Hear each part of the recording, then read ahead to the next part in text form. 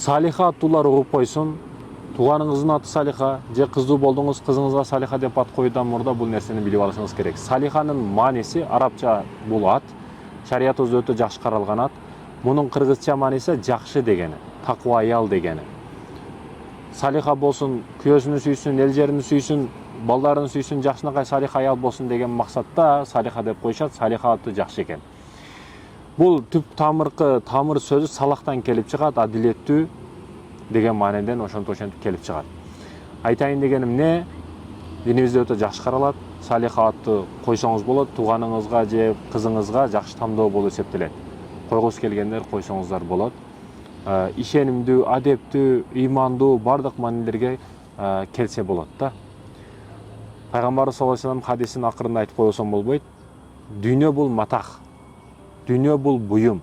Ошо буюмдардын ичинен эң жакшы, маталардын ичинде эң жакшы не десеңиз, бул салиха аял деп пайгамбар саллаллаху алейхи вассалам айтып кеткен. Салиха аялга жетпейт. Салиха аял ким десеңиз, бул күйөөсүнө баш ийген.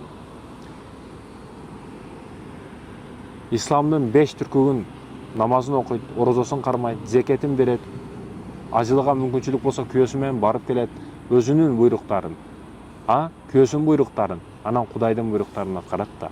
Бул салих аял экен. Салих аялlardan бойдокторго насип этсин. Салиха кыз болсун, эгер ата болсоңуз, кызыңыз салиха кыздардан болсун. Ошондуктан да дуа кылганда бала бер дебестен салих уул, салиха кыздардан насип кылгын деп дуа кылышыбыз керек экен. Ошондо бардык ордунда болот. Бала бер десеңиз, бир бандит көчөдө калган баланы берип койсо не кыласыз? Башыңызга проблема алып келе турган баланы не кыласыз? Ошондуктан салих, салиха уул кыздардан насип этсин. Сиздерге, биздерге салам.